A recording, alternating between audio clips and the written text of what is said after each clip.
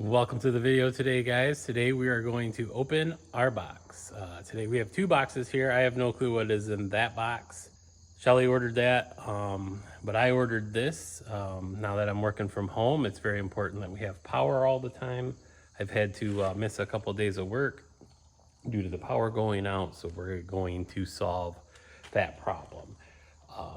We do have another generator. It's a perfectly fine generator. It's just one of those things I can never get it to start. So, and I'm so out of shape, I'm scared of having a heart attack trying to start it. So I bought this new one. It is a Westinghouse. Should be big enough to run our entire house. We do have the plug in the side of the house where you can switch over and just run the entire house off the generator. So we're gonna try to get it out of the box today and put it together and take it for a test drive. So far, these are the tools we need, and as of right now, this is all we have. So we will have to get the propane tank, the screwdriver, and the socket and wrench later.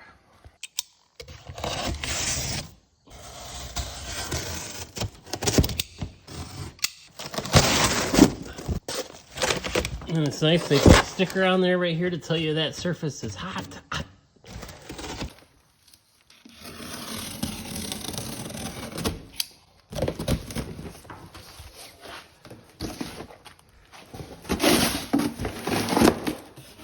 There's a bunch of pieces that we gotta put on, probably the wheels. It's got a little over 6.5 gallon gas tank. We are not planning on using gas. We are only planning on using propane. Look at that, it even comes with a key fob. It does have a pull start. And this thing is heavy. I think it says it weighs 200 pounds. So, I mean, it weighs almost as much as I do. I'm still heavier though. Maybe once you put gas in it, I would be lighter. But it is a beast. But the good news is it does come with wheels. We just have to get it on there, and it does come with a little battery so that you can just push a button to start it, so you don't have to work real hard. And hopefully, because we'll be using propane, it will start right up every time instead of you know how gas goes bad and sometimes they don't like to start. But it does have the little regulator on it right here for the propane. So I'll get the plastic off and then we'll get the wheels put on it and see if we can get it to run. And what else comes with it? Well, it appears it comes with a trickle charger to keep the battery charged up. At least I believe that's what it is. I haven't read the instructions yet, but this is one of those things you can plug into the wall and it'll make sure your battery is charged fully, so it'll actually be charged up when you try to start the generator. Also in the big box is the big old wheels. Look at them fresh wheels. And then you have some engine oil. And we have some straps, it looks like. Kickstand. And then also the regulator part that hooks to the propane tank. Ooh, and it even comes with a little funnel too, so you don't make a huge mess when you dump the oil in it. Westinghouse toolkit. That's probably to change the spark plug. Let's see if that's what that is, if that's a spark plug wrench. Yep. Totally a spark plug wrench. And here's the little footrest for the front, for the opposite side of the wheels. And then the little bag of parts to attach everything. Okay, so now we have all of our tools we need, our Phillips screwdriver, our 10mm socket and wrench. The only thing we're missing is the propane tank still, but we'll get that later today. As far as putting the wheels on, you have these three parts: the pin, washer, and the, I don't know what they call this, the axle pin is what they call that. And then you're gonna put it right on this little thing here, so we just gotta lift it up a little bit, put this through the wheel. And then the washer goes on the back side.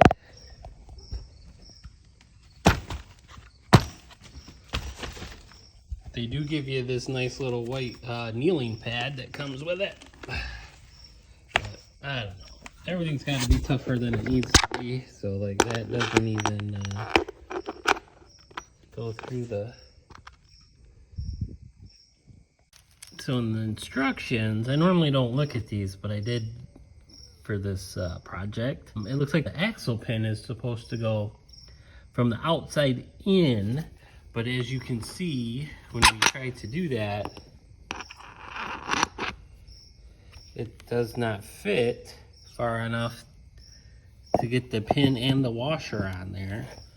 So my guess is it's supposed to go on like this, and then you put the washer and the pin on the outside, which makes sense because that would be easier to get the axle pin out. So that's how we're going to do it. Well, with the second wheel, I tried to do both wheels. You can see it does fit pretty flat in there. But on this wheel, it must have gotten smashed or twisted or something. As you can see, there's a little bit of damage on that part of the wheel. So I'll have to figure out if we can get that straightened out or not, because you can't get the bolt in from the back side to hook it on. All right, so I was able to hit the back of the bearing by poking it through like this and hitting it on the back to straighten it out. It was just that the bearing was in there crooked, so now it fits properly. So now we have our axle pin through the wheel with the washer, and then we're going to hook it onto the connecting point and put the pin through the hole. So now we have the wheel on. Put the pin through the hole, and one wheel is on. That looks pretty snazzy.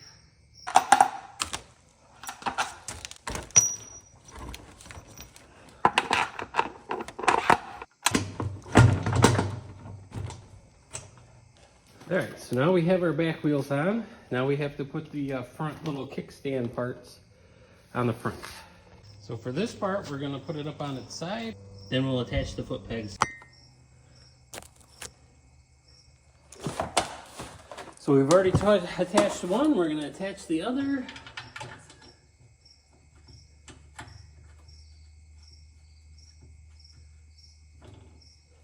I didn't see the wrench that was included, as the instructions say, so we'll look for that later, because I planned ahead and I got the stuff that was on the box before I opened it.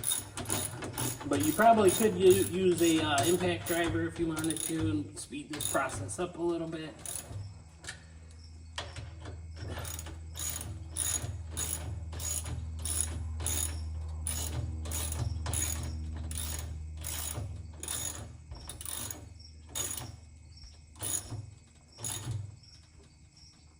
Got it tightened down. Now we'll sit it back down. Hopefully we didn't have it tipped up for too long and make the oil run out of the top or something silly. I don't even know if that's a possibility.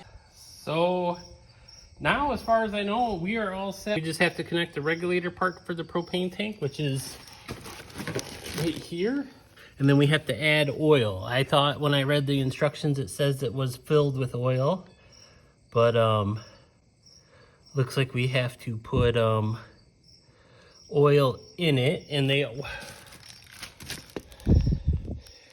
were nice enough to send us exactly the amount of oil that the thing required. So it says 1.16. It says 1.16 quarts of oil, and we got 1.16 quarts of oil. So hopefully we don't spill any of it. All right, and that's just a caution thing to tell you to shut it off if you're not using it. But we will see about getting this guy connected. And for a helpful tip, this is a screw-on cap, this orange cap here. It's not a pull-off cap. Mine was on there so tight I had to get a pair of pliers, so I kind of jacked my cap up. But it is a screw-on cap, so make sure you try to unscrew that instead of pulling it straight off. Oh, but I did find the little wrench that they said. It comes in a 13 and a 10. Funny thing is nowhere does it say you need a 19 millimeter wrench or adjustable wrench. But on page 14, where it talks about hooking up the propane hose, you do need a 19 millimeter wrench to connect the hose adapter. And in the instruction, it doesn't say that it is a screw off, so I already gave you that helpful information. So we have our hose for the regulator for the propane tank. We're gonna finger tighten it like it says in the instructions. Get it finger tight. There we go. And then we'll go get the wrench out of the shop and tighten it the rest of the way. Well, it turns out we don't have a 19mm socket, but we do have this adjustable wrench. I mean, this is probably one of the biggest adjustable wrenches you've ever seen in your life. But the good news is it will work for just about any job you could have for it.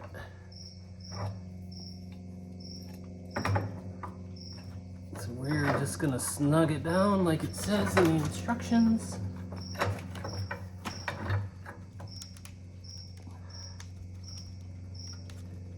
Okay, that's snug. And now we are pretty close to being ready. We do have to put the oil in it, and then we have to connect the battery. Stop, cat. So it does take 4-stroke small engine oil, and we are going to get it pouring in there. Hopefully not spill any of it. It's gonna do a nice, slow, steady stream. And then we'll keep an eye on it. I'll watch the funnel part. You guys watch the bottom part. Let me know if any's spilling out.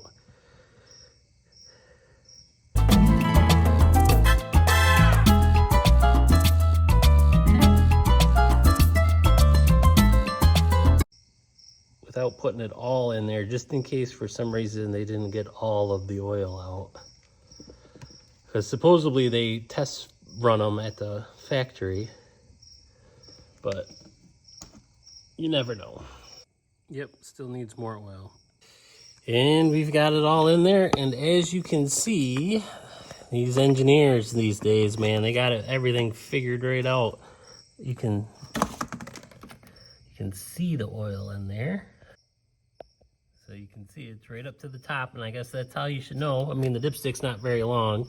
You can probably see inside of that thing as far as the oil. As far as the dipstick reaches. So you kind of want to be able to see the oil, I guess, is the meaning of this. So we'll get that screwed back on. All right, so now we got all of our stuff connected. The only thing we need to do is get our propane tank still. I guess we should see if the battery is charged up or if we need to charge it. So let's see if it lights up. Looks like it does light up, so that's a good sign that it's charged up. So one thing I do want to point out is as far as the numbers on the side of how many watts and stuff you'll get, the difference between the two different types of fuel, the gas and the propane, are labeled right on it. I believe the generator we have right now is like 5,500 or 6,500 or something like that. So we wanted to use propane, so we wanted to make sure our generator was that big. If for some reason we need more power, we can just put gas in it. But like I said, we are hoping to just use the propane tanks. And then also another feature is there is a handle right here that you can pull out. Seems like it's super handy. So we're gonna roll it off the cardboard. And it's not as heavy if you're trying to move it with that handle as it is if you're just trying to pick it up and scoot it. So glad it came with wheels.